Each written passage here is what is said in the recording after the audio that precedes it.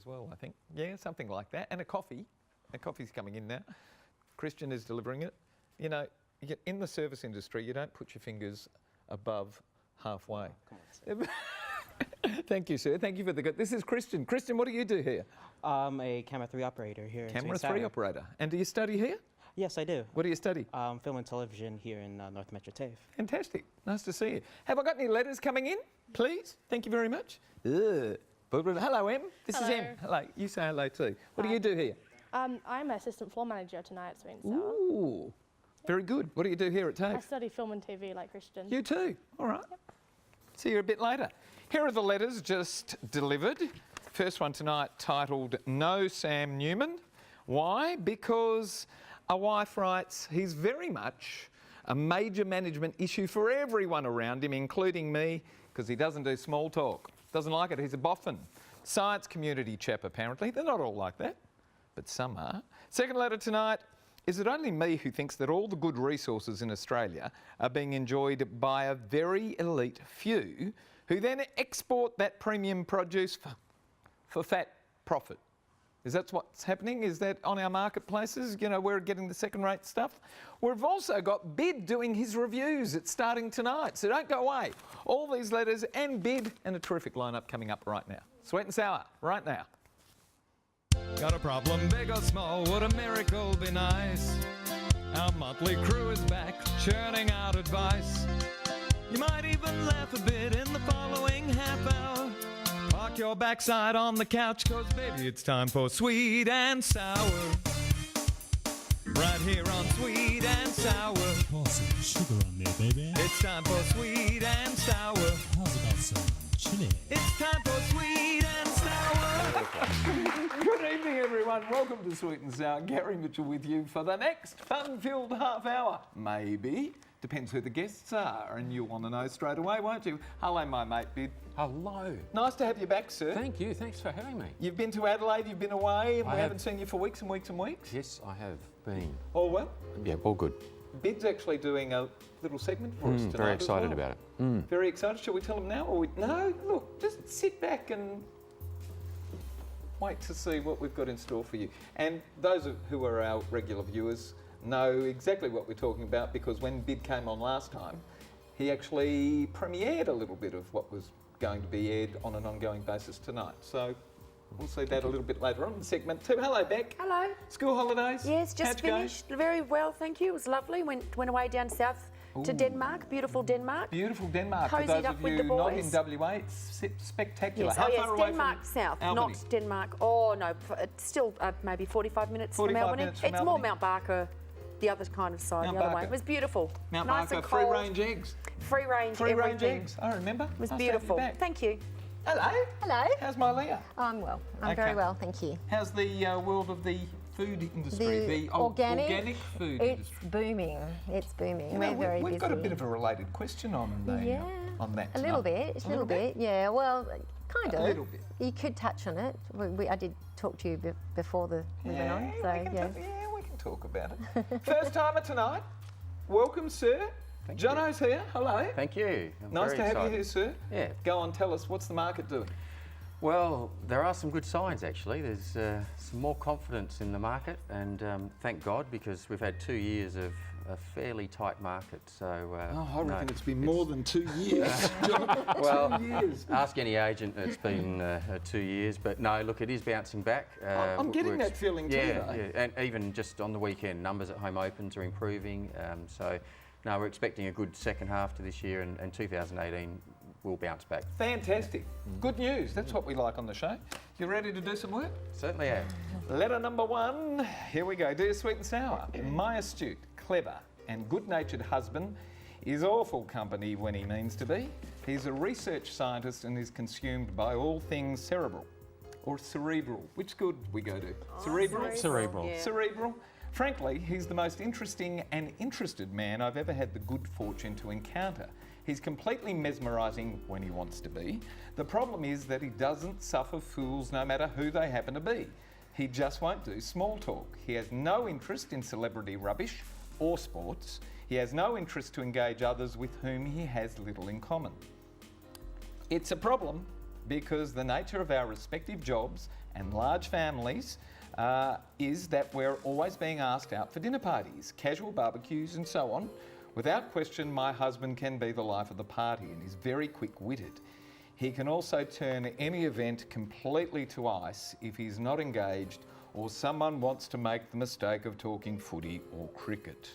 There is no middle ground, but there needs to be. Family and friends run around in circles trying not to offend him. He's very much a major management issue for everyone around him socially, and now me, because I have to do the diplomatic mopping up, often pretending everything is fine. Do the panellists have any experience with characters like my husband? How does one make such a character more malleable in social situations, please? Jackie of Henley Beach in South Australia writes with Leah. He's a tough customer, isn't he?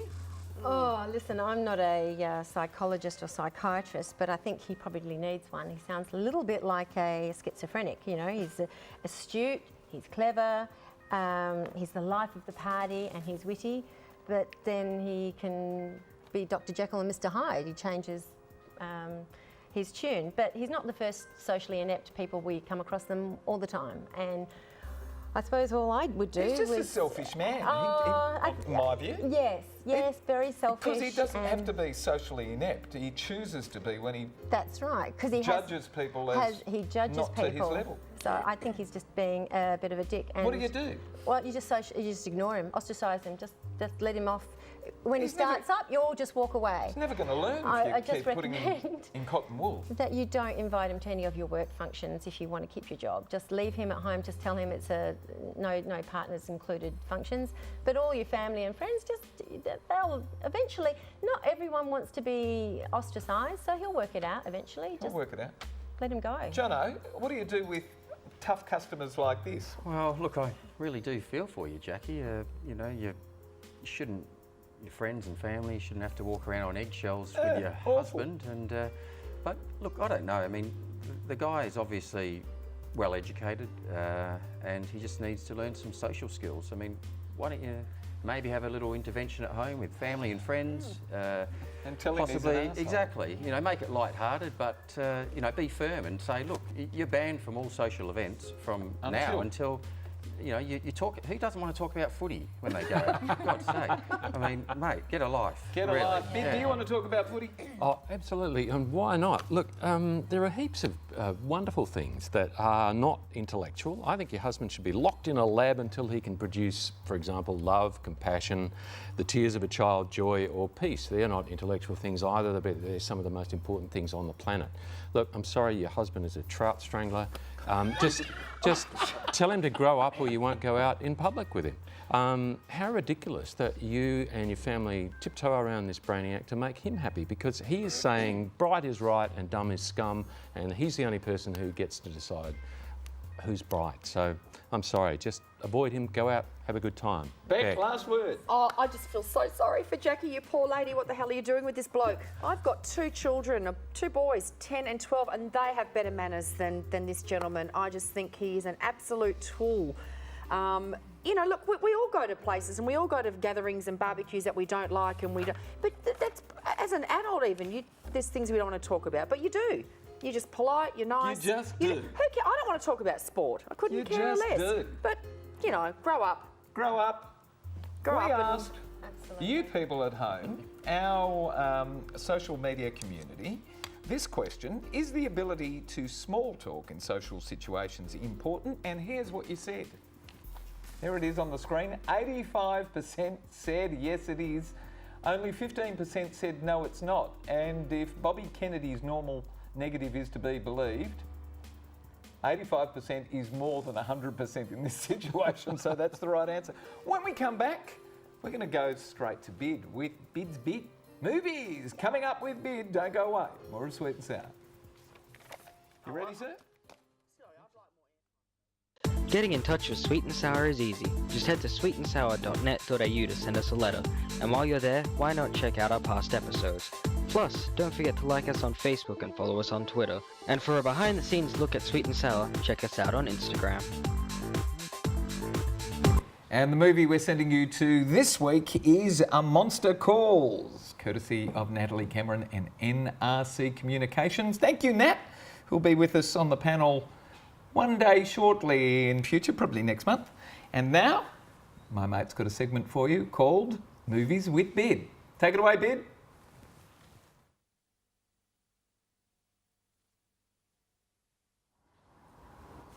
If you're anything like me as a parent, you've probably lived your children's futures a million times over in your head. Will they be happy? What if this happens? What if that happens? What if this goes wrong? And a zillion other permutations. You're probably laying awake at night worrying about how to protect them from every conceivable unseen or unforeseen horror, the everyday or the extraordinary. The heartache of lost love, betrayal, jealousy, loss, some horrible disease, or many, many, many other things. Imagine then if you'd been the cause of not one, but two of those horrors, and you'd done it to your only child. Now, you can't go back, you can't change it, you can't fix it, and you can't make it right. Well, that is the existential dilemma that is the waking nightmare of Mark Watson, played by the wonderful James Helm. I'll talk a little bit more about James in a moment. In a beautiful film called Emily, which is the brainchild and an exquisite brainchild of writer-director Ian Appleyard. The character Mark is driving the family car when they have a horrific accident that kills his wife, but also permanently disfigures his daughter Emily. Racked with guilt, depressed and absolutely isolated, Mark is obsessed with fashioning a face covering that will shield Emily from the cruel judgments that she has done nothing to deserve. Here's a section from the film.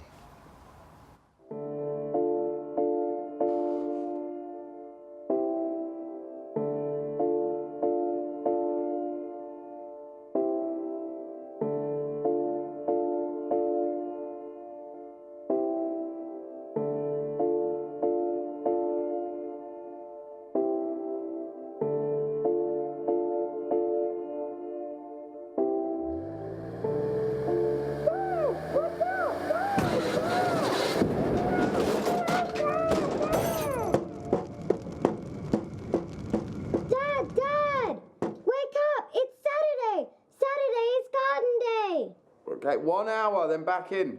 You know the rules.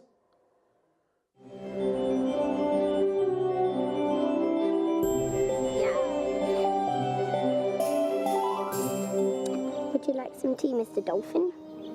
Good.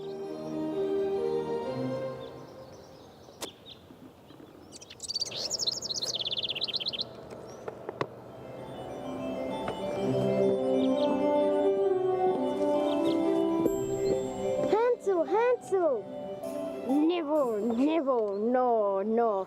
Who's that knocking at my door? I have an adventure for you, Gretel. Oh, what is it? Flip over the page. Dear Emily, Gretel, I'd like to invite you to my 9th birthday party on Sunday the 16th at 12 Banksia Drive, the house behind you. Games, adventures start at 10 a.m. Parents' approval required. I have to go now. See you tomorrow.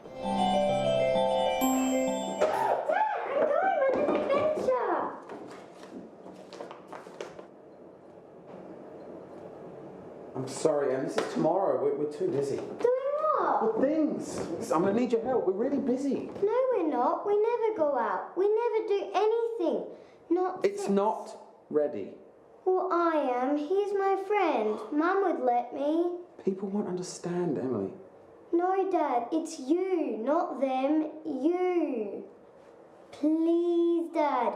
Please. Well, I hope we have a party dress that fits.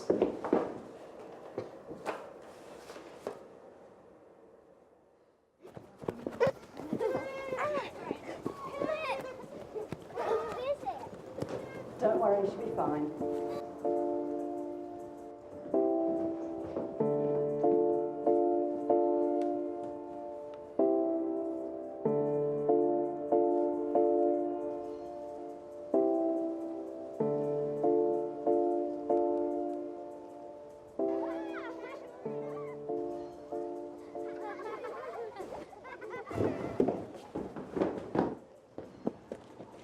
Three, two, one, ready or not, here I come. Ha-ha! Found you!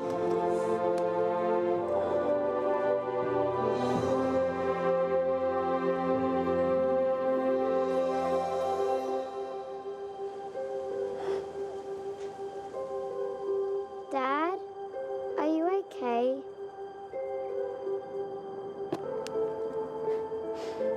You know, Emily, I think I am.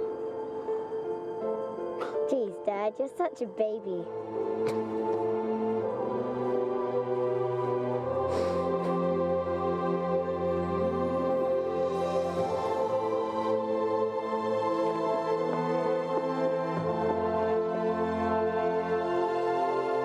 And so redemption, surely one of the great movie themes of all time, comes in the form of Emily herself, beautifully played here by young Keela Kern.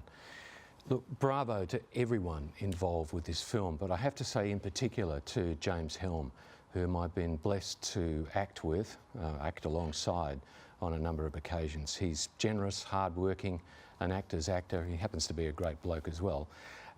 James is always authentic, always extraordinary. Back to you, Mitch.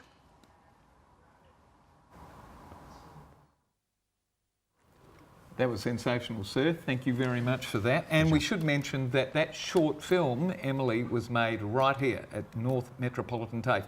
When we come back, we're going to be asking the question, where's all our good food gone? Don't go away. More of Sweet and Sour. Sweet and Sour TV, where I bring big opinions and bigger boobs. It's time for Sweet and Sour. Right here on Sweet and Sour. Pour some sugar on there, baby. It's time for Sweet and Sour. Welcome back to Sweet and Sour. Here we go, straight into the last letter of the evening. Hi, Sweet and Sour.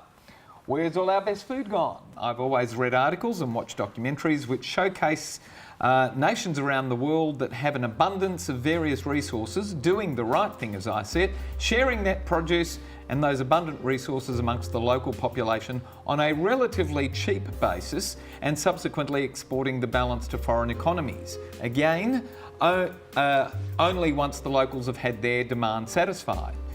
It seems to work in reverse in Australia. When I was a child, our family would holiday at Rottnest, and year in, year out, we would be able to buy seafood that was second to none. 18-inch crayfish legs full of meat were a special favourite. I had assumed that we'd fished out all the big crays, but to my utter astonishment, I found that we actually now export all the big crays and the small ones remain for the local market. Similarly, only last week I read that practically all of our natural honey in Western Australia will be unavailable to locals next year after contracts have been signed to export all the good stuff. And then there's the related question of why our best and most productive farmland is sold off to foreign interests.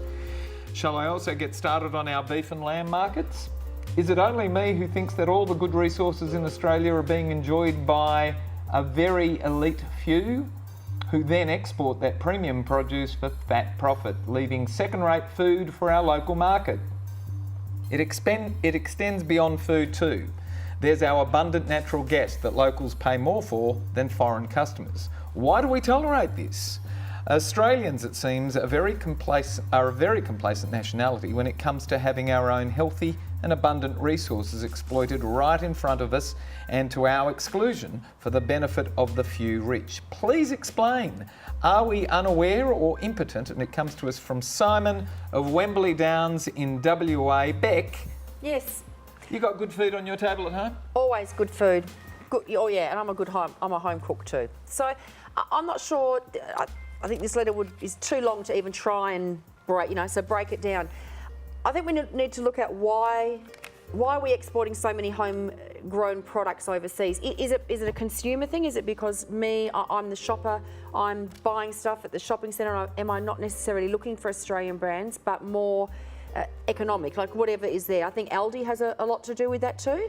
We're getting all these big supermarkets coming in, cheaper, taking out the Australian-made products, in these somewhat hard economic times too. I think as a mum and shopper, I may be you know, one of those ones that's not going for the Australian one because of the inferior, but it's a bit cheaper, and I'm penny pinching. So I'm on the penny pinching side, which may not be right. Budgets. The local stuff's being made more and more expensive. Yeah. And exporting. Unfortunately. Bid? Look, this isn't racism or xenophobia. I think it's just common sense. The first duty of any national government surely is the safety, the security and the prosperity of its people. So we should never sell, we should only short-term lease things like farming land, mineral holdings, small percentages of urban and rural housing, any strategic assets. Can you believe that the Port of Darwin is on a 99-year lease to a Chinese company? Can you believe that the federal government's only just discovered that ASIO files, among other sensitive info, is now being stored securely in the cloud? If you believe that, I've got some waterfront land at Ayers Rock you might be interested in, by a tech firm that was now largely foreign owned. So, look, if you want a central metaphor, even our own physiology, in the event of a medical trauma, our brains and our hearts feed themselves first because they instinctively understand that if they stop, everything stops. I think there's the answer right there. We should be feeding ourselves first. When you go flying and they give that little announcement about during an emergency the oxygen mask will come down, what do they tell you? They tell you to put the mask on yourself first. It's common sense. Don't understand why we don't do it. We asked our online community this question: would you prefer to keep and eat the best local produce here rather than export it for big profits? And this is a surprising result for me. Here we go. 31% said yes. Only 31% said yes, would they prefer to keep the best locally produced stuff here, and 69% said no, they're more interested in the dollars. I'm sure the people who answered that question don't actually get the benefit of those dollars. Maybe they misunderstood the question. I don't know. Jono, what's your take on this letter? Well, look, Simon raises some good points actually, and I think we are all aware of what's happening, and unfortunately we are becoming impotent to it. So yes, it's, you know, with the honey industry, for instance, you know, there's about 65% of that that's already getting exported overseas. So we don't have enough honey in Australia to sustain ourselves. So that goes with the cattle industry, and so there are some good points here, and unfortunately, as I said, I think we are becoming just, accepting it. Accepting. Leah, last word. I pay a lot of money for my honey because I choose to buy good quality honey. He mentions honey here. I think Australians are not actually interested in spending their money on their food and the quality of their food. They're more interested in spending their money on luxury items like good cars and big TVs, 5 TVs in every room. I spend a majority of my income on buying good quality food. So other countries are prepared to pay big bucks for the best quality. If you lived in China, you would want to pay $1,000 a kilo, I think you were mentioning before, for Jarrah honey, sorry, because it's low toxic and it's so healthy for you. Where would you get something like that in China? You wouldn't. So if you had the money, you would pay it. And of course, of any business owner of any kind, the apiarist, the crayfishermen, the fishermen, the farmers, whatever, if you've got a business and you can sell... You want the bigger dollar? You would... it's human nature. It's human nature. What's the point of the government? Sorry. It's to correct those sort of imbalances, isn't it? But I agree with Bid with that leasing. Want the money. That I really totally do oppose selling our land. Are we building an economy or a community? Or both? You have to answer that question. We've got to go. We're wrapping up right now. Thank you, everyone. Bid, thank you for your segment tonight as well. Thank you. Beck, terrific to see you. Leah, we'll see you again. Yes. Jono, terrific to have you on the panel. you. Did you enjoy tonight? I had a ball. Thanks for the invitation. Thank our wonderful panellists. Thanks for having us at home tonight, Australia. And thank you to all our crew here from Central TAFE. We'll see you next week. Good night, everyone. This is where you wave, John. That's it. All right. Good night, everyone. Bye-bye.